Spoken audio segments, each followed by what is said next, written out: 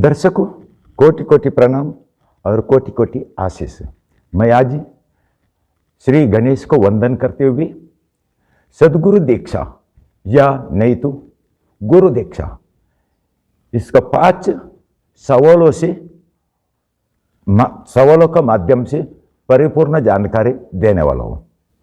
पहले बोलेगा तो ये 5 सवाल सदगुरु दीक्षा के बारे में 5 सवाल कौन से इसके बारे में जान लेंगे। देखिए दर्शकों, पहला आता है सदगुरु दीक्षा क्या है, दूसरा दीक्षा कौन दे सकते हैं, और तीसरा सदगुरु दीक्षा कौन ले सकते हैं, और चौथा दीक्षा कितना प्रकार की होती है, और 5वां सवाल है सदगुरु दीक्षा लेने से क्या क्या फायदा होते हैं। ऐसा कुल मिलाकर 5 सवाल है। ये 5 सवाल के बारे में मैं विस्तार से जानकारी देने चाहूँगा। दर्शकों, मैं इस 5 सवालों का जवाब देने से पहला मैं एक आप लोग से अनुरोध करना चाहूँगा। पहला मैंने 3 वीडियो बनाए, जो 3 वीडियो है बोले तो ऐसा प्रकार का है। एक सदगुरु सानिध्य में क्यों जाना चाहिए, ये पहला वीडियो है, और दूसरा असली सदगुरु का पहचान कैसे करें, और तीसरा सदगुरु भक्ति क्यों करना चाहिए। ये 3 वीडियो अपलोड कर चुका है और इस वीडियो के नीचे उसमें लिंक दिया हुआ है, वो वीडियो आप अवश्य देखिए। उसके बाद ये देखा तो आपको जल्दी से जल्दी इसमें मालूम पड़ जाएगा। देखिए दर्शकों, अभी हमारा पहला सवाल है सदगुरु दीक्षा क्या है। सदगुरु दीक्षा यानी कि देखिए दर्शकों, अनुसंधान विद्या का द्वारे जो शरीर का जो दीक्षा ज्योति रहता है उसको विभाजन किया जाता है। विभाजन करके शिष्य का शरीर को प्रवेशित किया जाता है, उसके सदगुरु दीक्षा या गुरु दीक्षा करके कहा जाता है। और यहाँ पर एक सवाल आता है अनुसंधान विद्या बोलेगा तो क्या है।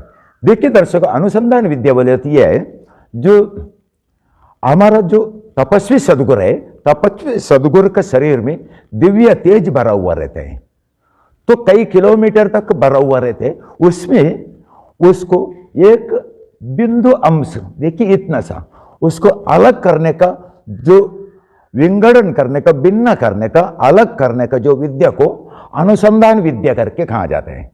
वो अनुसंधान विद्या से उसका अलग करके वही दिव्य तेज को शिष्य का शरीर में प्रवेश कराता है। उसी प्रवेश करने के बाद वो दिव्य तेज पुरुष बन जाते, शिष्य भी। उसी प्रवेश करने वाला दीक्षा ज्योति को सदगुरु दीक्षा करके कहा जाता है। देखिए दर्शकों, अभी मैंने दीक्षा के बारे में आपको बताया। सदगुरु का शरीर से एक दिव्य तेज का एक छोटा सा बिंदु को अनुसंधान करके शिष्य का शरीर को प्रवेश कराते, उसके गुरु दीक्षा करके कहा जाता है। आप सुनने के जब भी आपको आश्चर्य होगा, क्योंकि सदगुरु दीक्षा की वो गुरु दीक्षा बोलेगा तो किसी को भी मालूम नहीं है बोलेगा तो मैं यहां तक कहना चाहूंगा, जो आज गुरु करके बोलने वाला रहते उसको भी नहीं मालूम है गुरु दीक्षा बोलेगा तो क्या है करके। सबसे बड़ा विडंबना है हमारा। गुरु दीक्षा बोलेगा तो इतना बड़ा वस्तु है, और ये जो गुरु करके बोलने वाला व्यक्ति भी एक बार जो कान में मंत्र दिया जाते उसके गुरु दीक्षा करके कहा जाते हैं, क्योंकि खुद उसको मालूम नहीं। इसी कारण से शिष्य भी क्या करते हैं, मैंने दीक्षा लिया, क्या लिया बोले तो मंत्र लिया, मंत्र अलग है और दीक्षा अलग है करके उसको मालूम नहीं। और कोई ऐसा भी बोलते हैं शक्तिपात का द्वारे दीक्षा दिया जाता है। शक्तिपात का विषय छोड़ दीजिए, शक्तिपात इसका और दीक्षा का दूर दूर तक कुछ संबंध नहीं है। शक्तिपात एक तांत्रिक विद्या है, परंतु गुरु दीक्षा ये एक सात्विक विद्या है। जो सात्विक विद्या और तांत्रिक विद्या का दूर दूर तक मैत्री कभी रहता नहीं है, वो अलग अलग होता है। और तांत्रिक विद्या से कभी दीक्षा नहीं दिया जाता है, और कुछ करने के लिए होता है, लेकिन बुरा करने के लिए होता है, अच्छा करने के लिए तांत्रिक विद्या से नहीं होता है। देखिए दर्शकों, मैं अभी आपको गुरु दीक्षा और गुरु मंत्र इसके बारे में एक वीडियो दिखाऊंगा, आप एकदम क्लियर से देख लीजिए। देखिए, जो हमारा आश्रम में ऐसे जो बहुत एक लोग गुरु दीक्षा लेने के लिए आए थे, उसका जो वीडियो बनाया था, और ये वीडियो में आपको गुरु मंत्र लेने का ये विधि दिखाई देगा, गुरु मंत्र कान में दिया जाता है वो विधि आपको दिखाई देगा, लेकिन आपको गुरु दीक्षा जो है वो इसमें दिखाया नहीं, क्योंकि ये एक गोपनीय विद्या होता है, एक लुप्त विद्या होता है। इसी कारण से ये कैमरा के सामने दिखाया नहीं, लेकिन कैमरा के सामने मंत्र कैसा दिया जाता है और गुरु पूजा कैसा किया जाता है और शिष्य को कैसे मंत्र प्रदान किया जाता है, और दीक्षा के बारे में भी उसमें किया था, लेकिन जब भी कैमरा बंद किया था। ऐसा आप इसको वीडियो में आप एक बार क्लियर इसको अवश्य देख लीजिए। और ये प्रकार होते हैं एक गुरु मंत्र देने का, और उसके बाद पूरा कैमरा बंद होने के बाद गुरु दीक्षा देने का भी विधि होता है, और कैमरा के सामने ये गुरु दीक्षा को कभी दिखाया नहीं जाता है। अभी तो आपने तो गुरु दीक्षा का, गुरु मंत्र का कई मंत्र कैसे दिया जाता है इसके बारे में आपने देख लिया एक। और अभी हम गुरु मंत्र बोले तो क्या करके जानने से पहला हम ये जान लेगा मंत्र बोलेगा तो क्या है, इसके बारे में जान लेगा। देखिए दर्शकों, कभी भी जो इंसान को देखिए एक ही रूप से इंसान जन्म लेता है, लेकिन नाम मात्र अलग अलग होता है, उसको बुलाने के लिए एक नाम होता है। जैसे ईश्वर अगर एक हुआ तो भी उसको बुलाने का नाम अनेक होता है। ईश्वर एक है, नाम मात्र कई सहस्र कोटि है, ऐसे ईश्वर का नाम होता है। इसी ईश्वर का नाम को कान का मंत्र के द्वारा दिया जाता है, और उसी मंत्र का जाप करने से, ध्यान करने से ईश्वर तक पहुंच जाते हैं। जब भी ईश्वर हमारा मनोकामना पूर्ण कर देते, क्योंकि हमें सदगुरु प्राप्त हुआ है। सदगुरु प्राप्त होने के बाद ईश्वर को आपका जो पूजा और आपका जो ध्यान है उसके बारे में फल देना अनिवार्य होता है, और करने पड़ेगा बोलेगा तो करने पड़ेगा, और देना बोलेगा तो देने पड़ेगा। इसी जो अनेक प्रकार का, कई कोटि प्रकार का ईश्वर का नाम होता है, वो नाम अलग अलग व्यक्ति को अलग अलग नाम दिया जाता है, उसके गुरु मंत्र करके कहा जाता है। देखिए दर्शकों, सदगुरु दीक्षा से हजारों प्रकार का फायदा होता है। जैसे सदगुरु मंत्र से, गुरु मंत्र से भी 3 प्रकार का फायदा होता है। क्यों? पहला फायदा बोलेगा तो ये सदगुरु मंत्र से पहला ईश्वर प्रसन्न हो जाते हैं, क्योंकि ईश्वर को बहुत प्रिय लगता है, ईश्वर पहला प्रसन्न हो जाते। दूसरा बात बोले तो सदगुरु ने दिए वो मंत्र, सदगुरु ने दिया हुआ मंत्र ईश्वर को जल्दी प्रसन्न हो जाता है और बहुत प्रफुल्लित हो जाते हैं। कारण क्या है बोले तो एक बार तो ईश्वर भी सदगुरु थे, इसी कारण से उसको सदगुरु का मंत्र बहुत प्रिय है, इसी कारण से जल्दी प्रसन्न हो जाते हैं। एक बार भी सदगुरु, ईश्वर भी सदगुरु थे बोले तो इसका अर्थ क्या है? जो ईश्वर मानव रूपी अवतार लेकर धरती में धर्म रक्षण के लिए आया, जब भी धर्म ज्ञान दूसरे को बताते थे, उसी समय में उसको भी सदगुरु कहा जाता था। इसी सदगुरु रूप में ईश्वर स्वयं धरती में अवतार लिया, इसीलिए कोई भी सदगुरु ईश्वर का नाम दिया, और उसी नाम को जो द्वारे इंसान उसको आह्वान किया तो ईश्वर जल्दी प्रसन्न हो जाते, और सदगुरु ने दिया हुआ इस मंत्र से जल्दी प्रसन्न हो जाते बोले तो बहुत प्रिय लगते। इसी कारण से ये पहला फायदा हो गया। और उसके बाद आते सदगुरु मंत्र से दूसरा फायदा जो हमारा जो बुद्धिमत्ता है वो बढ़ जाता है, यानी कि IQ पावर। देखिए दर्शकों, बुद्धिमत्ता बढ़ने के लिए बोले तो एक हम साधन करना पड़ता है, नहीं तो हम ध्यान करना पड़ता है। गुरु मंत्र से या सदगुरु मंत्र से ध्यान होता है। ध्यान होने के जब भी क्या होता है दर्शकों, हमारा जो पूरा जो एकाग्र चित्त होता है और मन होता है, ये मन पूरा एकाग्र चित्त हो जाता है, क्योंकि हम एक ही जगह पर लाकर ईश्वर को देखने के लिए प्रयत्न करते, आंखें बंद करके ईश्वर को देखने के लिए प्रयत्न करते। इतने नहीं दर्शकों, ईश्वर का पूजा विधि करने के लिए प्रयत्न करते, उसको हल्दी कुंकु चढ़ाया जाता है, अक्षता चढ़ाया जाता है। ऐसे पूरे एक ही ठिकान पर हमारा जो फोकस रहते, इसी कारण से हमारा जो बुद्धिमत्ता बढ़ जाकर IQ पावर एकदम पावरफुल बन जाते। ये एक हमें दूसरा फायदा होता है। और उसके बाद आते तीसरा फायदा क्या? गुरु मंत्र से। और तीसरा फायदा बोलेगा तू, सदगुरु मंत्र जपने से जो हमारा जो पाप कर्म था, पाप कर्म का जो कांड है ये नष्ट होकर जो हमें पुण्य कर्म का जो खजाना हमें प्राप्त हो जाते, इसी कारण से हम पुण्यवान व्यक्ति बन जाते, इसीलिए हमारा शरीर प्रफुल्लित हो जाता है, तेजोपुंज हो जाते, हमें बीमारियों से अलग कर देता है, क्योंकि हमें सदा सर्वदा शांत चित्त और आनंद चित्त मूर्ति बन जाते। सच्चिदानंद मूर्ति ईश्वर को कहा जाती, जैसे इंसान भी सच्चिदानंद मूर्ति का जैसा बन जाते हैं, सदा सर्वदा प्रकाशमयी, किसी को भी लेना नहीं देना नहीं, एकदम शांत चित्त, सदा सुखी, ऐसा होकर बन जाते। ये सदगुरु मंत्र का ऐसा प्रकार का 3 फायदा होते हैं। यहां पर ऐसे एक बात आ गया, सदगुरु मंत्र से जाप करने से जो पाप कर्म नष्ट होकर पुण्य फायदा प्राप्त होते हैं।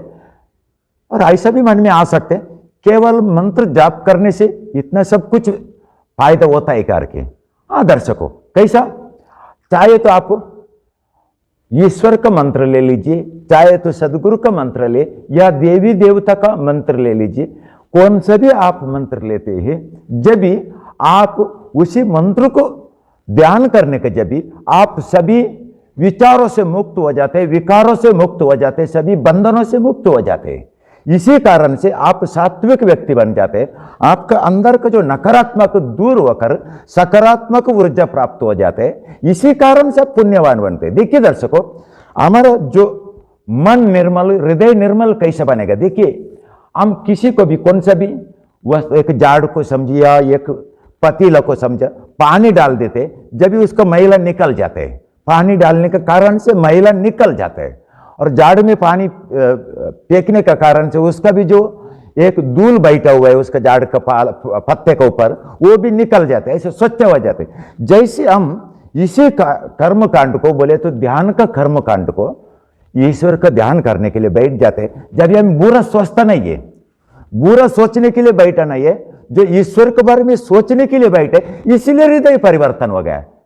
जो अंदर का जो बुरा कर्म था वो हमें काम नहीं करने के लिए शुरुआत नहीं होते, वो पूरा बंद हो गया। हमें पुण्य कर्म ईश्वर के बारे में मात्र हमें मन में और हमारा जो काल्पनिक दृष्टि में, मनोदृष्टि में दिखाई देने लगते हैं। इसी कारण से पुण्य कर्म बढ़ जाते, पाप कर्म नष्ट होकर हम अपना आप जो दुष्कर्मों से दूर होकर पुण्य कर्म का और बढ़ जाते, हम गुंडा नहीं बनते और लुच्चा लपंगा नहीं बनते, अच्छा और आदर्श पुरुष और आदर्श पुरुष नहीं बन जाते।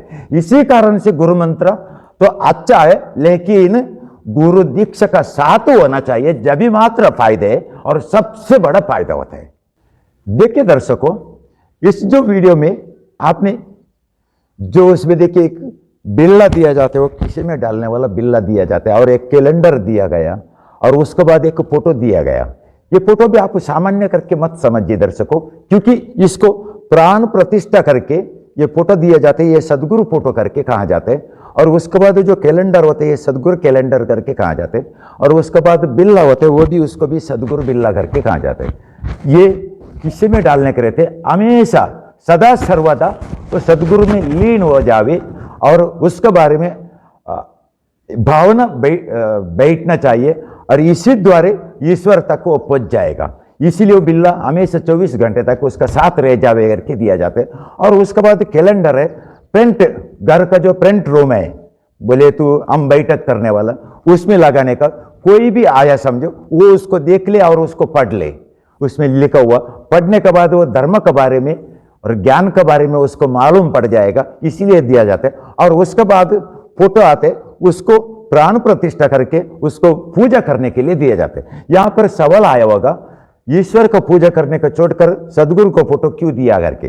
पहले जमाने में सदगुरु का मूर्ति दिया जाता था, जब भी पत्थर का मूर्ति थे, लेकिन जमाना आज बदल गया, आज पूरा डिजिटल में आ गए, इसी कारण से अभी फोटो दिया जाता है। और ये फोटो इसलिए दिया जाता है सदगुरु का, पहले मैंने बताया सदगुरु का पूजा क्यों करना चाहिए, इसके बारे में संपूर्ण विस्तृत जानकारी मैंने ये वीडियो में दिया था, इससे पहले वीडियो में, और आप अवश्य ये वो भी वीडियो को आप एक बार देख लीजिए, जब भी आपके ये सवालों का उत्तर आपको मिल जाएगा। और ऐसा रीति से उसका किया जाता है, लेकिन उसमें भी हम गुरु दीक्षा का मात्र विधि को वो बताया नहीं है और वो कभी कैमरा के सामने बताएगा भी नहीं है। देखिए दर्शकों, मैं ये और एक बात कहना चाहूंगा, जो सदगुरु कैलेंडर दिया जाते हैं और उसमें भी बोले तो ऐसे एक एक महत्वपूर्ण पॉइंट लिखा हुआ रहते जो हमारा सनातन धर्म का बारे में, हिंदू धर्म का बारे में उसमें लिखा हुआ रहते, एक एक पॉइंट लिखा हुआ रहते। और आप भी आते जाते समय आपको आपका दृष्टि उस कैलेंडर में जाता है और कैलेंडर में जाने के बाद उसमें क्या लिखा हुआ है वो आपका दिमाग पर फिट बैठ जाते हैं। इसी कारण से आप धार्मिक व्यक्ति बन जाते हैं, आपका आध्यात्मिक उन्नति बहुत मात्रा से बढ़ जाते। आप कभी भी अधार्मिक कभी नहीं बनेगा और उसके बाद धार्मिक बन जाएगा और आध्यात्मिक परिपूर्ण हो जाएगा। और दूसरे लोग भी आते, आपके घर में आते जाते रहते, वो लोग भी उसको पढ़ेगा, उसको भी हिंदू धर्म के बारे में और सनातन के बारे में सब कुछ मालूम पड़ जाएगा और वो भी सनातन का पुरातन के बारे में जानने के लिए इच्छुक हो जाएगा। ये इच्छुक होने के कारण से वो सात्विक बनेगा और सात्विक बनने की वजह से वो सदगुरु का सानिध्य में आकर वो भी दीक्षा लेगा और गुरु मंत्र भी लेगा और साथ में ये सब पूरा होने के बाद परमार्थिक बनेगा। आध्यात्मिक बनने के बाद अनाचार अत्याचार कमी हो जाएगा और सदा सर्वदा शांति फैला हुआ रह जाएगा। इसीलिए एक कैलेंडर सब पूरा दिया जाता है। और उसके बाद आते हैं सदगुरु दीक्षा बोलेगा तो क्या है करके। देखिए दर्शकों, सदगुरु दीक्षा बोलेगा तो ऐसे एक प्राप्त करने वाला विधि है जो मंत्र बोलेगा तो हमें सुनने, कान से सुनने वाला विषय होता है। लेकिन सदगुरु दीक्षा ऐसा नहीं, कान में सुनने वाला नहीं है, आंखों में देखकर हम खुद प्राप्त करने वाला जो विधान रहते हैं उसके सदगुरु दीक्षा करके कहा जाता है। देखिए दर्शकों, हम जो जन्म लेते हैं जब भी हमारा साथ अपना आप एक शक्ति एक हमारा साथ रहता है। वो शक्ति कौन सा बोलेगा तो आत्मा शक्ति करके कहा जाता है। आत्मा शक्ति हमारा साथ आता है लेकिन हमें वो दिखाई नहीं देता है, लेकिन हमारा साथ है। देखिए कभी भी कुछ भी हुआ तो हम सोचने लगे, कुछ भी करने के लिए लगे तो हमारा मन का अंदर से एक आवाज आता है। वो आवाज हम एक एक बार सुनता नहीं, इसीलिए हम गलत रास्ते पर जाते। वो अंदर से आवाज आता है, वो आवाज आत्मा का आवाज होता है। जो तू कर रहे हो अच्छा नहीं है करके बोलते, लेकिन हम आत्मा का सुनता नहीं, मन का और शरीर और षड विकार का हम सुनते हैं। इसी कारण से हम गलत रास्ते से जाते हैं। इसी जो आत्मा को हम और भी मजबूत करना है, और भी मजबूत करने के लिए उसमें दीक्षा बल का ज्योति लगता है। कैसे जो आत्मा ज्योति होता है जैसे एक दीक्षा ज्योति भी होते हैं। जैसा दीक्षा ज्योति शरीर में प्रवेश करने के बाद जो आत्मा बल होता है, आत्मा ज्योति होता है, वो और भी बढ़ जाते हैं और भी प्रकाशमान हो जाते हैं और उसका ताकत पहले से हजारों पट जास्त बढ़ जाते हैं। हजारों पट जास्त बढ़ने के बाद उसका मन से भी जास्त ताकत हो सकता है, क्योंकि आपको ऊपर डिपेंड है। इसीलिए कभी भी कोई भी दीक्षा लेने वाला और नहीं लेने वाला, उसमें आप एक एक बार परीक्षण करके देखिए। दीक्षा जो नहीं लेता है वो कभी भी बहुत सोचता रहता है, कभी भी डिप्रेशन में जाते हैं, कभी भी मानसिक टेंशन में जाते हैं, सोचते रहते हैं। और जैसा दीक्षा लेने वाला व्यक्ति कभी सोचता नहीं है और उसको कभी भी दुख सताता नहीं है। इसका मतलब ये नहीं है उसको दुख आता नहीं यार के, दुख आता है पर उसको अपना आप ये दीक्षा ज्योति का प्रभाव आत्मा ज्योति को बढ़ा देता है, इसीलिए मन चुपचाप बैठ जाता है। इसी कारण से सब कुछ निवारण हो जाता है, वो हो जाएगा कि वो डिप्रेशन में कभी जाएगा नहीं, क्योंकि डिप्रेशन ये केवल आत्मा ज्योति वाले को रहता है। और डिप्रेशन नहीं करके आत्मा ज्योति और दीक्षा ज्योति किसका पास रहते हैं, उसको रहते हैं, उसको कभी भी वो निरोगी भी बन जाता है और उसको कौन सा भी दुख इतना जोर से कभी भी सताएगा नहीं, क्योंकि वो दुख दारिद्र्य से दूर होने वाला महापुरुष बन जाता है। अभी हम हमारा दूसरे सवाल पर आएगी। दूसरा सवाल यह है, दीक्षा कौन दे सकते हैं? यह सबसे इंपॉर्टेंट सवाल है दर्शकों। यह सबसे इंपॉर्टेंट बोलेगा तो इतना बड़ा विषय है। दीक्षा बोलेगा तो क्या करके किसी को मालूम नहीं है, उसमें भी यह बड़ा बात है, दे सकते कौन करके। देखिए मैं पहले ही बताया था, दीक्षा सब लोग देने का बात नहीं रहते, केवल दीक्षा देते करके बोलकर आपके कान में मंत्र देगा, मंत्र देते करके बोलने की जगह में दीक्षा करके बोलेगा, लेकिन ओरिजिनल दीक्षा कोई भी नहीं दे सकते। क्यों नहीं दे सकते बोले तो उसका खुद के पास दीक्षा साटा नहीं रहते। दीक्षा ज्योति का जो साटा है, तपोशक्ति से अर्जित किया हुआ जो तपोशक्ति का तेज पावर है, वो खुद के पास रह जाता है। उसमें से कई अंश अनुसंधान विद्या से शिष्य को देते हैं, उसको दीक्षा ज्योति करके कहा जाते हैं। इसलिए देखिए दर्शकों, ये यहां पर मुझे एक बात याद आ गया, वो आपको बताना चाहूंगा। देखो, हमें जो शरीर मिल गया उसका साथ आत्मा भी मिल गया। यह आत्मा कहां से आ गया, इसको कहां से आ गया बोले तो ये ओंकार ज्योति से अनुसंधान से आ गया। ओंकार ज्योति किसका पास है बोले तो ईश्वर का पास है। ईश्वर का ओंकार ज्योति आए, वो अनंत ब्रह्मांड कोटि तक उसका फैला हुआ है ज्योति। उसमें से एक बिंदु टुकड़ा करके ईश्वर ने हमें शरीर के अंदर प्रवेश करा दिया था, उसको आत्मा ज्योति कहा जाता है। इसीलिए वो ईश्वर पूजनीय आए, इसीलिए उसको पूजा करना चाहिए करके कहा जाता है। जैसे जो दीक्षा ज्योति होता है, ये सदगुरु का शरीर का अंदर से पकड़कर बाहर तक फैला हुआ रहता है। उसी फैला हुआ दीक्षा ज्योति से वो भी तपोबल से अर्जित किया हुआ दीक्षा ज्योति से उन्होंने एक बूंद शिष्य को दीक्षा स्वरूप में दिया जाता है, उसके दीक्षा ज्योति करके कहा जाता है। ये दीक्षा ज्योति सदगुरु दे सकते, आत्म ज्योति ईश्वर दे सकते, और ईश्वर का जैसे इन्होंने भी सदगुरु भी दीक्षा ज्योति दिया, इसीलिए ईश्वर का जैसे सदगुरु भी पूजनीय है। अगर वो आत्म ज्योति दिया पूजनीय है, जैसे इन्होंने दीक्षा ज्योति दिया इसलिए ये भी पूजनीय है। ऐसा वाला जो महान तपस्वी सदगुरु पुरुष होता है, वो आपको अनुसंधान विद्या का द्वार से आपको विभाजन करके भिन्न करके आपको एक बूंद आपका शरीर में प्रवेश करा देता है।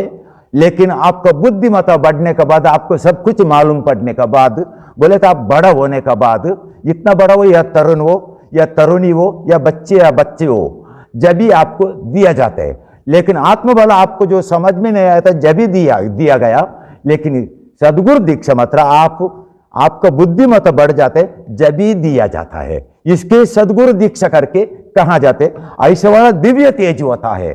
हमारा जो आत्मबल को हजारों पट बढ़ाता है, ऐसा वाला दिव्य तेज सदगुरु ज्योति और सदगुरु दीक्षा को अवश्य लेना चाहिए। इसके सदगुरु दीक्षा करके कहा जाता है, और कान में देने वाला जो होता है उसको कान मंत्र करके कहा जाता है, दीक्षा करके नहीं। दर्शकों देखिए, दर्शकों अभी हम हमारा तीसरा सवाल पर आते हैं। तीसरा सवाल यह है, सदगुरु दीक्षा कौन ले सकते हैं? ये भी एक इतने इंपॉर्टेंट सवाल है। देखिए दर्शकों, सदगुरु दीक्षा सभी ले सकते, सभी ने ले सकते, लेकिन पुण्यवान व्यक्ति जो इस मानव शरीर रूप धारण करके हजारों बार आ गया, कर्म बल भोग कर आप नास्तिक बनकर कर्म बल भोगा और इसी जन्म में आप भाविक का मार्ग में आने लगे। कारण क्या है बोले तो आपका शरीर का पाप कर्म पूरा मिटने लगे, इसी कारण से आप नास्तिक नहीं बना। नास्तिक बनने के लिए कारण क्या है बोले तो आप पापी है, पापी होने का कारण से आप नास्तिक बन जाते, और आपका किस दिन पाप पूरा नष्ट हो जाते, उसके बाद आप आस्तिक बन जाते, भाविक बन जाते। ऐसा भाविक बनने के बाद वो व्यक्ति, भाविक बनने वाला व्यक्ति सभी ने ले सकते, बच्चा बच्ची, लड़की लड़का, तरुण तरुणी, विवाहित कन्या स्त्री और विवाहित पुरुष, वृद्ध बुजुर्ग, कोई भी इसको ले सकते। सभी को लेने का संपूर्ण अधिकार आए, सभी को लेने का अधिकार आए। लेकिन एक अवश्य कहना चाहूंगा, जिस व्यक्ति का पाप बहुत बड़ा है वो गारंटेड नास्तिक बनेगा, वो दीक्षा कभी नहीं लेगा बोले तो कभी नहीं, क्योंकि ईश्वर ही उसको दीक्षा देने के लिए मना करता है। बोलेगा तो वो खुद का बुद्धि को भ्रमित कर देता है, इसीलिए दीक्षा लेने के लिए कभी नहीं आएगा। खुद को नास्तिक करके बताता फिरेगा, क्योंकि उसका पाप भोगने का बाकी है, क्योंकि पाप कर्म करने का और उसको पाप मिटकर पुण्यवान होने के लिए समय बाकी, और भी कई जन्म लेना पड़ेगा, उसके बाद सात्विक बनेगा और उसके बाद धार्मिक बनेगा और वो भी दीक्षा लेगा। इसलिए दीक्षा कोई भी ले सकते, लेकिन पापी एक छोड़कर, और वो ले ही नहीं सकते। और हमारा बात तपस्वी सदगुरु बोले तो उधर से निंदा करने के लिए शुरुआत करेगा, क्योंकि वो पापी है और पुण्यवान व्यक्ति बना नहीं है, इसी कारण से वो लेता नहीं। अभी हम आते हैं हमारा चौथा सवाल पर। चौथा सवाल ये है दर्शकों, सदगुरु दीक्षा कितना प्रकार का होती है, या नहीं तो गुरु दीक्षा कितना प्रकार का होती है। कि ये 3+2 करके भी कहा जाता है, यानी कि 3+2 करके भी कहा जाता है। वो कैसे बोले तो पहला ब्रह्मचारी दीक्षा करके कहा जाता है, और तीसरा प्रापंचिक दीक्षा करके, या नहीं तो सांसारिक दीक्षा करके भी कहा जाता है। सांसारिक दीक्षा में 2 प्रकार होता है, एक वैदिक दीक्षा और एक रागानुका दीक्षा करके। अभी हम सन्यासी दीक्षा बोलेगा तो क्या करके, इसके बारे में थोड़ा शॉर्टकट में मैं बताना चाहूंगा। देखिए दर्शकों, सब कुछ त्याग करके जो वैराग्य जीवन में प्रवेश करता है, ऐसा प्रवेश करने वाला या महापुरुष या महापुरुषनी होता है, उसको सन्यासी दीक्षा दिया जाता है। ये पहला प्रकार हो गया। और उसके बाद आते हैं ब्रह्मचारी दीक्षा। ब्रह्मचारी दीक्षा यानी कि जो सब कुछ त्याग करके जो खुद का जीवन को धर्म का रक्षण के लिए, लोक कल्याण के लिए और समाज सेवा के लिए समर्पित करता है, ऐसा वाला जो महापुरुष और महापुरुषनी होता है, उसी के ब्रह्मचारी दीक्षा दिया जाता है। और उसके बाद आते प्रापंचिक दीक्षा। प्रापंचिक दीक्षा यानी कि दर्शकों सांसारिक दीक्षा करके भी कहा जाता है। सांसारिक जीवन में रहने वाला व्यक्ति, घर में रहने वाला व्यक्ति, आश्रम में रहने वाला नहीं, घर में रहने वाला व्यक्ति जो सदगुरु के पास से दीक्षा लेता है, उसको सांसारिक दीक्षा बोलते हैं। लेकिन उसमें 2 प्रकार होता है। प्रापंचिक दीक्षा में 2 प्रकार, वो कौन सा बोले थे, एक वैदिक दीक्षा और एक रागानुका दीक्षा। ये वैदिक दीक्षा बोलेगा तो क्या करके, इसके बारे में जानकारी देंगे। जो हमारा जो तपस्वी सदगुरु पुरुष रहता है, वो जो उसका शरीर में दीक्षा ज्योति का जो अनुसंधान विद्या से जो शिष्य का शरीर में प्रवेश करा के उसको दीक्षा ज्योति दिया जाता है, उसी विधि को वैदिक विधि करके, वैदिक दीक्षा करके या वैदिक विधि दीक्षा करके भी कहा जाते हैं। और उसके बाद आते हैं रागानुका दीक्षा। रागानुका दीक्षा बोलेगा तो ऐसे दर्शकों, ये अवश्य आप सुनने के जैसा बात है। कोई भी उठते बैठते मैं गुरु करके बोलने वाला आज भारत देश में बहुत बढ़ गया। आ गया, किसको भी कान में एक मंत्र देते थे, उसके दीक्षा करके बोल देते। मंत्र को दीक्षा करके बोला नहीं जाता है, उसको मंत्र करके बोला जाता है, नहीं तो कान मंत्र करके बोला जाता है। उस कान मंत्र देकर दीक्षा करके बोल के निकल जाते हैं। इसीलिए ऐसा जो दीक्षा होते बोले तो दीक्षा होते उसको रागानुका दीक्षा करके कहा जाता है। ऐसा रागानुका दीक्षा आप गलती से भी ना ले, कोई भी कान में मंत्र देते, ऐसा वाला दीक्षा कभी भी आप गलती से भी चुप कर भी नहीं लेना चाहिए, क्योंकि आपको दरिद्र बढ़ जाता है। इसलिए वो बुरा करके भी नहीं है, लेकिन उसमें फायदा बिल्कुल ही नहीं है, आपको बिल्कुल ही फायदा नहीं। आपका दरिद्र कभी कमी नहीं हो जाएगा, आपका पाप कर्म भी जैसे का जैसे रह जाएगा। इसीलिए आप वैदिक दीक्षा लेना चाहिए। वैदिक दीक्षा लेने के लिए तपस्वी सदगुरु के पास जाना पड़ेगा, क्योंकि उसके पास जो तपस्या से अर्जित किया हुआ दीक्षा ज्योति पड़ा हुआ रहता है, उसमें आपको दीक्षा देगा। और इसके पास दीक्षा नहीं है, ये गुरु करके बोलने वाला दीक्षा नहीं रहते, तो आपको दीक्षा कहां से देगा? वो उसके पास से नहीं रहेगा तो दीक्षा कहां से देगा? इसलिए वो मंत्र देकर आपको दीक्षा करके कहा जाता है। इसलिए ऐसा वाला जो रागानुका दीक्षा कोई भी ना ले और देकर आप खुद फंसिए मत, और फंस कर दूसरों को भी फंसाइए मत। आप खुद फंसते जरूर, आप दूसरे को भी फंसाते, उधर जाएगा आपको दीक्षा मिलेगा, उधर जाएगा वहां पर जाएगा आपको दीक्षा मिलेगा। क्या दीक्षा? दीक्षा बोले तो ज्योति को कहा जाते हैं। आप मंत्रों को दीक्षा करके बोल के दूसरे को क्यों फंसाते हो?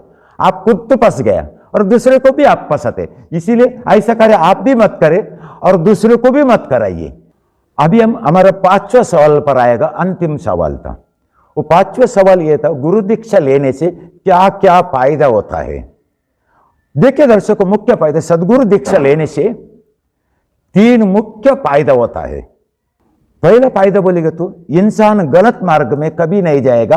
कारण क्या है बोले तो जो आपका जो आत्मा ज्योति रहते है उसको दीक्षा ज्योति से मिलाने का कारण से आपको जो तेज पावर और उसके बाद आपका जो आईक्यू पावर इतना बढ़ जाता है और आत्मबल भी आत्मा ज्योति भी अजोर पावरफुल हो जाता है। इसी कारण से आप कौन सा भी गलत मार्ग में आप कभी नहीं जाएगा, आप कौन सा भी गलत कार्य आप कभी नहीं करेगा।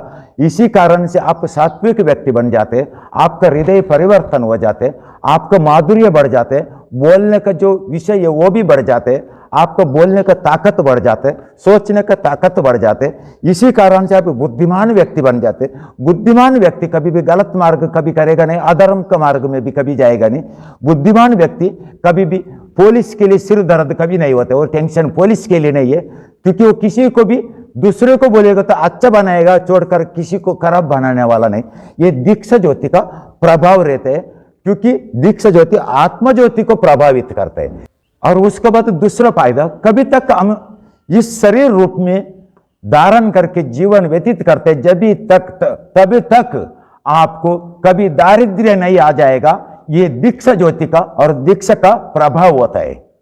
और उसके बाद तीसरा फायदा, और तीसरा यह है जीवन जीते समय हमें अच्छा जीवन में भी रहता है और उसके बाद मृत्यु के बाद आपको मोक्ष प्राप्त हो जाता है। ये तीसरा फायदा होता है। और ये छोड़कर अन्य अनेक फायदा भी है, वो भी आपको बताऊंगा मैं। उसके बाद अन्य अनेक फायदा है, वो आप सुन लीजिए दर्शकों। व्यक्ति कभी भी नास्तिक नहीं बनता, क्योंकि वो दीक्षा लेने का दीक्षा का प्रभाव का कारण से। वो पापी था, वो पापी निकल के गया, अभी पुण्यवान व्यक्ति बन गया, इसलिए नास्तिक बनने का सवाल ही नहीं आता है। ये पहला फायदा हो गया। और दूसरा फायदा, भाविक और सात्विक भाव बढ़ जाता है उसका। और तीसरा फायदा, मन की नकारात्मक दूर हो जाता है। जो मन का नकारात्मक ही दूर हो गया, उसके बाद उसको क्या चाहिए, क्योंकि नकारात्मक वजह से हमें मानसिक बीमारी, डिप्रेशन में जाने का बीमारी आता है। ये सब पूरा नकारात्मक दूर हो जाते हैं। और चौथा फायदा, मन की मलिनता दूर होकर हमें पवित्र और निर्मल बना देता है। और पांचवा फायदा, विषम परिस्थिति में भी हमारा जो मन है वो विचलित नहीं हो जाते। ये दीक्षा ज्योति का प्रभाव है, क्योंकि आत्मा ज्योति को प्रभावित करता है, उसका पावर बढ़ जाते है। इसीलिए जो मन का जो प्रभाव है वो कमी पड़ जाता है। और उसके बाद छठा फायदा है, जीवन आघात सहन करने का। जीवन में कौन सा भी आपको जो कठिन अवस्था रहता है उसको सहन करने का ताकत अपना आप आ जाता है। और उसके बाद सातवां फायदे है, जो षड विकार को नियंत्रण में लाता है। ये दीक्षा ज्योति का प्रभाव है। षड विकार बहुत खराब है दर्शकों, उसको नियंत्रण में लाता है। ऐसा वाला एक महाशक्ति होता है। और उसके बाद आठवां फायदे, पति पत्नी के बीच में कलह और झगड़ा कभी नहीं हो जाता है और दो भी एकदम प्रेम का साथ मिलन होता रहता है। ये आठवां फायदे दर्शकों। और उसके बाद नौवां फायदे, घर में का अंदर इतर सदस्य का साथ झगड़ा कलह नहीं होता है और शांतता सदा सर्वदा बढ़ता रहता है। ये नौवां फायदा होता है। और उसके बाद 10वां फायदा, वे व्यक्ति कभी डिप्रेशन में नहीं जाते, क्योंकि मन का प्रभाव कमी हो गया और आत्म ज्योति और दीक्षा ज्योति का प्रभाव बढ़ने का कारण से आपको डिप्रेशन कभी नहीं आएगा। सदा सर्वदा आनंद और चिंता मुक्त रहने वाला, सदा सर्वदा एकदम शांत चित्त स्वरूपी बन जाते हैं, आनंद मूर्ति बन जाते हैं आप। और उसके बाद 10वां फायदा है, मृत्यु का वक्त, जब भी मृत्यु समीप आता है, जब भी आपको पीड़ा कभी नहीं होएगा। मरने के लिए भी है बहुत कठिन है दर्शकों, बहुत पीड़ा उठाना पड़ता है, लेकिन दीक्षा ज्योति से प्रभावित हुआ व्यक्ति को मरने का समय भी मुक्त प्राप्त हो जाता है। उसको कौन से भी प्रकार का पीड़ा नहीं होता है, चिंता मुक्त होकर मर जाता है। ऐसा 10 प्रकार का इतर फायदा भी आए। ऐसा वाला महादीक्षा ज्योति को अपना कर आपका जीवन धन्य करे। आपका जीवन धन्य होने के बाद आपको देखकर आपका बच्चा अपना आप उसमें प्रभावित होकर वो भी सात्विक गुण का, धार्मिक गुण का बन जाएगा। आपको वृद्धाश्रम में जाने का जरूरत नहीं पड़ेगा, क्योंकि आपका जो बच्चा है वो धार्मिक और सात्विक बन जाएगा। ऐसे वाला दीक्षा के बारे में मैं अभी तक बताया, संपूर्ण जानकारी दिया। इतने ही कहकर ये वीडियो को पूर्ण विराम देता हूँ। ओम गुरुदेव, धन्यवाद। सभी को मेरा कोटि कोटि प्रणाम और कोटि कोटि आशीष।